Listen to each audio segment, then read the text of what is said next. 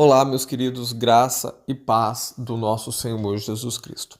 Amados, nós sempre falamos que os cônjuges que traem, que estão vivendo no adultério com outra mulher, outro homem, que estão aí na prostituição, que abandona o lar, abandona a família e vai viver uma outra vida que não aquela a qual se comprometeu e que é justa diante dos olhos do Senhor.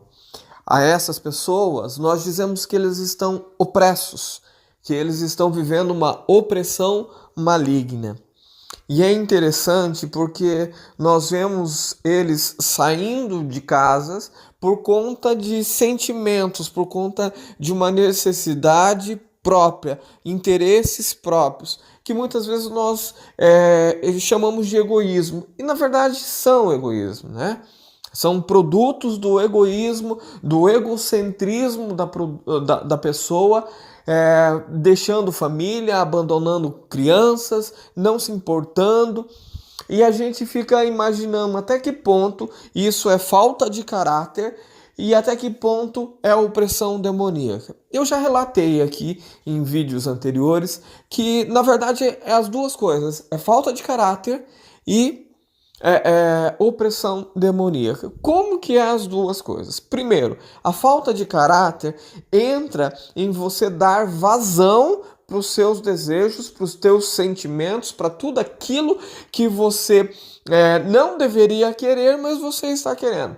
Quer ver um exemplo? O marido, por exemplo, tem a mulher dentro de casa, mas passa uma mocinha na rua e ele não deveria, mas ele cobiça a menina. Ele tem interesse na menina, por mais que ele ainda não faça nada nesse primeiro momento, mas já desperta o interesse. Já desperta o interesse. Ele já não desvia mais o olhar como ele deveria fazer.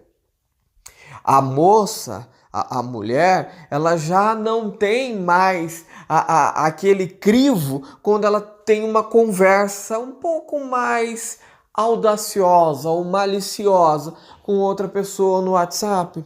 Ela já não responde com firmeza necessária quando alguém lhe faz uma gentileza, entre aspas, quando alguém faz um elogio da qual ela deveria receber apenas do marido. Ela se sente lisonjeada. Isso vai abrindo espaço, porque quando o inimigo olha para você e vê que tem oportunidade, ele vai te atacar.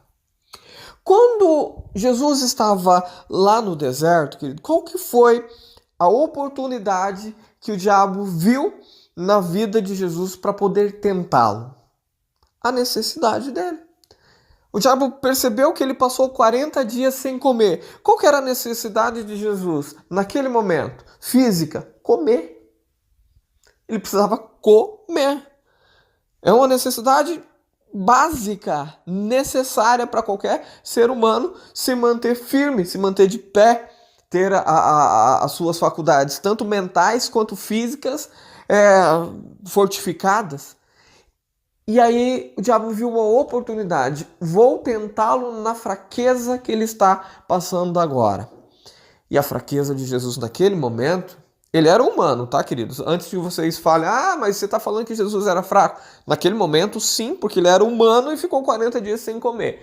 Então, o diabo vai tentar ele justamente na debilidade dele, na fraqueza dele. O que o diabo chega e faz com Jesus? Faz com que ele transforme a pedra em pão e coma? Não. Ele diz assim, se tu és o Filho de Deus, olha a provocação, olha a instigação de Satanás para ele. Diz, olha, mata a tua fome, não tem nada demais. E aí Jesus vai responder com uma sabedoria tremenda, né? Nem só de pão vive o homem, ele consegue se controlar. A necessidade de Jesus era evidente, tanto para Satanás quanto para ele mesmo. Ele sabia que ele estava com fome, mas ele diz, ei, não é só de pão, não é só da minha necessidade suprida que eu preciso. Não é só disso que eu preciso. Eu preciso, em primeiro lugar, obedecer o Senhor, nosso Deus, o nosso Pai. É o primeiro reflexo de Jesus. E as tentações continuam. Mas eu quero dizer para você que Satanás ele vai exatamente aonde ele vê que há possibilidade.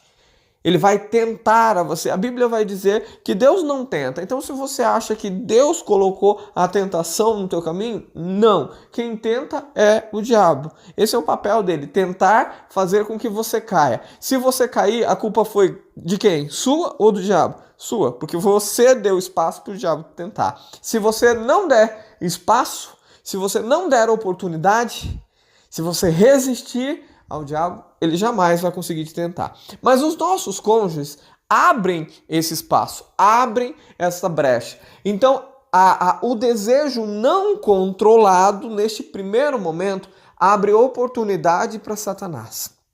Satanás, ele vai instigar o seu desejo. Se o seu desejo é de uma escala de 0 a 10, ele é 1, o diabo vai instigar para o score ir subindo. 2, 3, até atingir um nível máximo insuportável pelo seu cônjuge. Chega um momento em que o desejo de trair é tão grande, mas tão grande, que ele não suporta e ele trai. A isso nós chamamos de opressão maligna. O diabo elevou, o diabo que eu digo, os demônios, as forças malignas, elevou o desejo que antes era pequenininho, mas não controlado, elevou a um patamar em que foi impossível o homem resistir. Você consegue me entender? O desejo existe, você tem que dominar. Se você não dominar, o diabo vai só instigando, só aumentando, só aumentando. Chega um momento em que a tua carne grita e você não consegue resistir. Você não consegue resistir. E quando o seu cônjuge já está nas mãos de Satanás, tudo isso acontece uma batalha na mente, tá, querido? Tudo isso é na esfera dos pensamentos. E aí, o que acontece? O diabo vai chegar para o seu marido sempre e vai dizer assim, sabe aquela mulher com quem você se casou? Ela não é legal. Ela fazia isso, lembra que ela fazia? Então, não é legal. Aquela mulher com quem você se casou, ela deixava de fazer isso. E isso vinha na sua mente sempre, constantemente. O diabo bombardeia isso na mente do seu cônjuge, do seu marido ou da sua esposa, constantemente. E como se isso não fosse suficiente, o diabo aproxima outra pessoa, também manipulada por ele, também influenciada por ele, para que possa suprir exatamente a necessidade que o cara tem, ou que a esposa tem, e que não era suprido por você, ou que ele achava que não era suprido. Sabe aquela frustração que ele teve com o casamento? Se o sexo não era bom, com a outra mulher vai ser excepcional, porque o diabo precisa suprir a deficiência que o cônjuge achava que não tinha no casamento. Então você consegue me entender? O diabo, ele é sagaz, ele é astuto. E a Bíblia diz que existem sim fortalezas mentais. Ou seja, há um ataque de Satanás. E Satanás vai pegando a mente da pessoa e vai blindando ela. Ao mesmo tempo que Satanás vai pegando e introduzindo pensamentos contrários à vontade de Deus, vai dizer, não, bobagem, aquele negócio de um casamento só, bobagem. Você acha? Deus não quer você feliz. Não, aliás, não quer você infeliz. Você sabe, aquele papo lá de que casou só uma vez, você acha que Deus quer você infeliz? Você acha que Deus quer ver você sofrendo? Não. O diabo, querido, ele é tão astuto, que ele usou a palavra de Deus contra o próprio Jesus. Você imagina o que ele faz com pastores, com irmãos, isso aqui. Ele vai usar dessas pessoas que estão seguindo ou dizendo que seguem a Cristo e até pregando nos púlpitos, nos altares por aí, falando da palavra de Deus, mas ele vai usar segundo o próprio interesse dele. O diabo não tem o menor problema de ver você indo até uma denominação, frequentando uma denominação, seja uma denominação católica, seja uma denominação evangélica. O diabo não tem problema com isso. Aliás, se ele puder ver todos indo para uma igreja achando que estão servindo a Deus, que vão embora. O problema não é você achar que você serve a Deus. Isso não é problema para Satanás. O problema para Satanás é você realmente servir, é você realmente obedecer. Porque não existe uma blindagem. Não é que na igreja ele não pode entrar. Não é que dentro de um templo físico, nas quatro paredes, ele não pode entrar. Muito pelo contrário, ele entra. Ele entra porque não tem limitação física para ele. Ele só não consegue atingir aquele que está em obediência à palavra de Deus e domina a si próprio, se controla. Esse ele não consegue atingir. Mas os demais, que abrir uma brechinha, um espacinho, ele vai aumentando aquele espaço, vai aumentando, vai aumentando, vai aumentando. A opressão na vida do teu marido, quando o teu marido te abandona e quando ele abandona até os próprios filhos, a opressão na mente dele é tão grande, tão intensa, que ele lembra, assim, de você. Ele lembra e ele tem flashes de você nos momentos de dificuldade que ele passa, porque a vida dele não é um mar de rosa, tá, querido? Não é um mar de rosa. Ele pode sim, em alguns momentos, ter alguns picos de felicidade, porque o diabo também não é bobo, né? Ele não vai dar uma vida infeliz pro cara lá, uma vida de sofrimento constante pro cara ou pra mulher lá, porque é óbvio que daí a pessoa não vai ter a necessidade suprida e vai procurar uma outra coisa e aí constantemente vai estar mudando até que ache.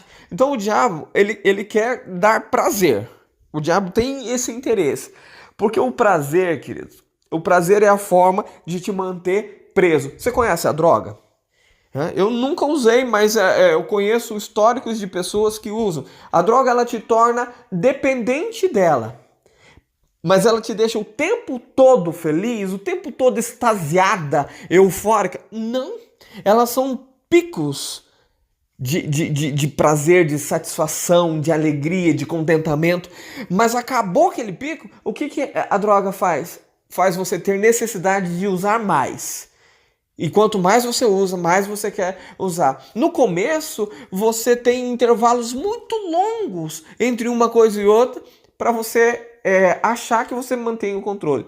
Esses intervalos, eles vão diminuindo, até o ponto de você já não fazer mais nada na tua vida a não ser se drogar.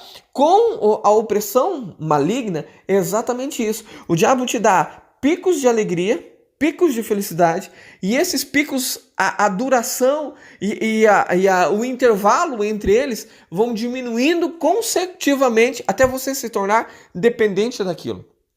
Até você se tornar dependente. O fato do teu marido ou da tua esposa ter saído de casa não aconteceu da noite pro dia. Foram circunstâncias após circunstâncias que o diabo fez questão de trazer a memória dele constantemente. O problema que vocês tiveram, porque todo casamento tem dificuldade, só que a dificuldade que era pequenininha, o diabo faz questão de colocar uma lupa de grande aumento para aumentar aquilo ali. E aquilo que era um probleminha na mente do teu marido vai se tornar um problemão gigantesco, monstruoso. Na mente da tua esposa não vai ser diferente. E aí, querido, ele sai e vai viver uma outra vida. E nessa outra vida, o diabo vai diminuir os problemas. Não é que eles não vão existir, mas o diabo vai mentir. E isso ele é mestre. Ele é o pai, ele é o criador, ele é o inventor da mentira. Ele vai dizer pro teu marido que está opresso, que está lá com a outra mulher, vai dizer assim, ó, sabe esse problema que você está passando?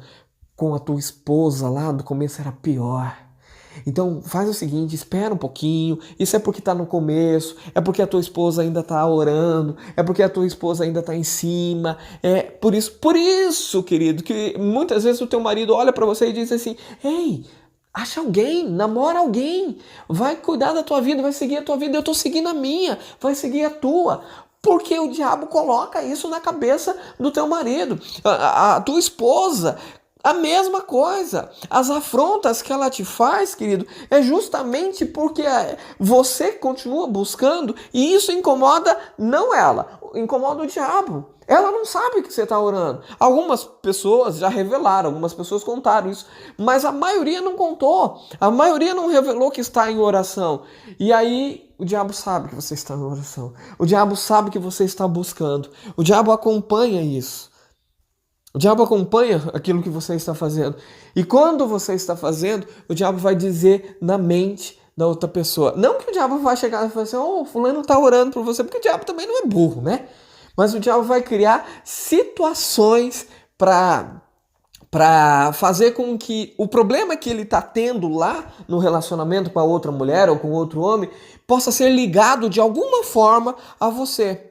De alguma forma você. O abandono dos filhos, querido, é uma dessas situações em que o diabo coloca oportunidades. Você vê, por exemplo, muitas vezes a mulher abandona o filho, né? Ou o marido abandona o filho, porque só o fato de deles verem a criança já traz recordações à mente e o diabo manda ali, olha, você precisa se livrar disso, isso não está te fazendo bem, esse contato com essa criança não está te fazendo bem, esse contato faz você ter contato com o teu ex-marido, com a tua ex-mulher, isso é o diabo falando, tá, querido? Então, é melhor você deixar, ele está sendo bem cuidado lá pelo seu ex-marido ou pela sua ex-mulher, pode ficar tranquilo, ele não, sabe, é isso que vai fazer. E aí o diabo coloca assim na cabeça dele ou dela, e com o tempo ele vai entender que isso é por conta da tua felicidade, vai ser melhor assim. O diabo vai mentindo e mentindo e mentindo. Por isso que não é fácil ele se libertar, por isso que não é fácil ele sair.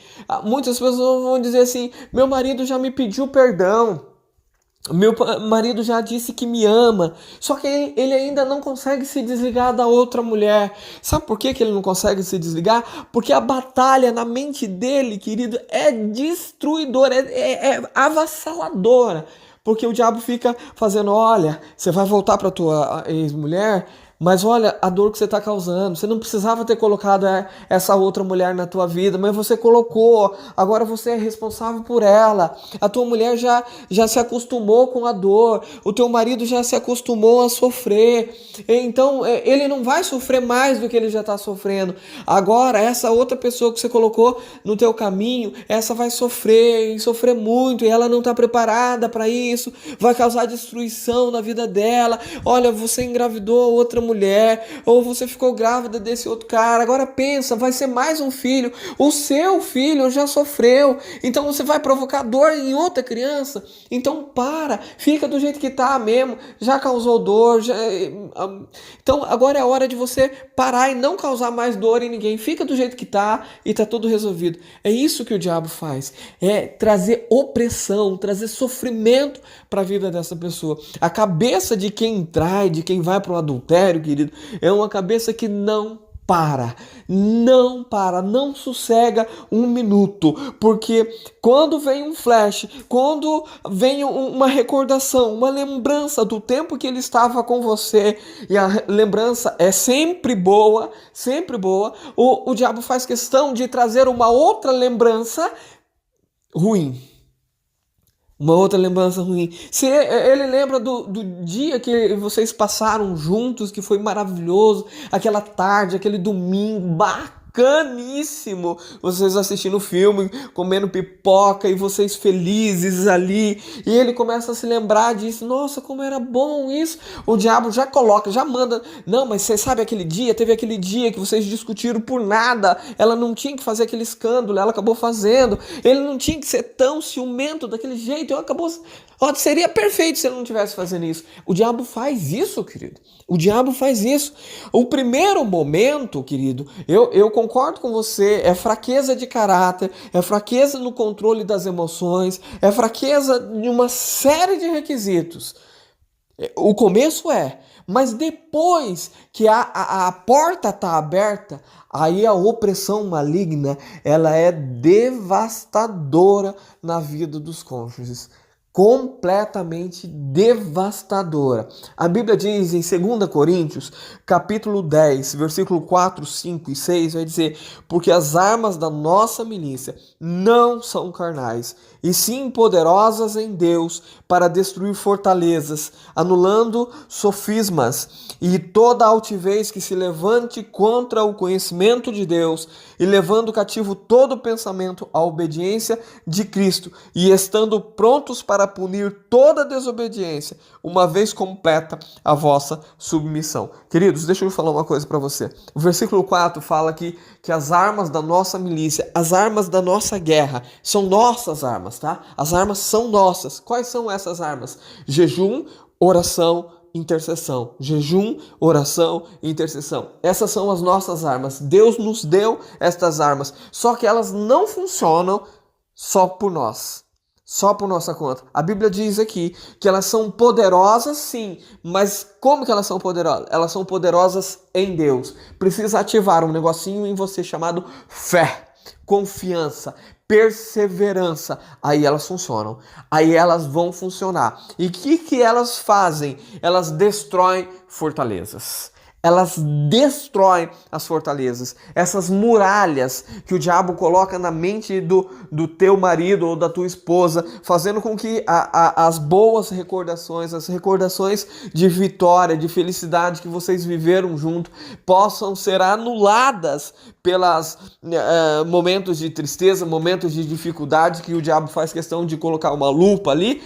Exatamente, são as nossas orações, jejum e intercessão que são capazes, perfeitamente capazes de destruir todas essas fortalezas, mas elas só são capazes de fazer isso em Deus. Elas só serão capazes de fazer isso se estiverem no Senhor Jesus, através da nossa fé e através da nossa obediência. Não adianta eu acreditar que a oração vai resolver o problema se a minha vida continuar em desobediência à vontade de Deus. Não adianta eu orar constantemente e não colocar a minha vida no altar do Senhor, a minha vida em obediência. Não vai funcionar. Não adianta eu estar obediente à palavra de Deus, orar e não crer, não ter a fé. Não vai adiantar. Também não vai adiantar eu ter fé e eu estar em obediência e não praticar a oração. Não vai funcionar. Por isso, querido, nós precisamos exercitar as nossas armas. As armas são nossas, mas elas precisam estar em Deus. Quer destruir toda a opressão que seu marido sofre, quer destruir toda a opressão que sua esposa sofre? Comece a orar sim, a crer sim e a obedecer a palavra de Deus, que daí o milagre começa a acontecer e as muralhas, as fortalezas na mente do teu marido ou da tua esposa começam a cair. Que Deus te abençoe na paz do Senhor Jesus.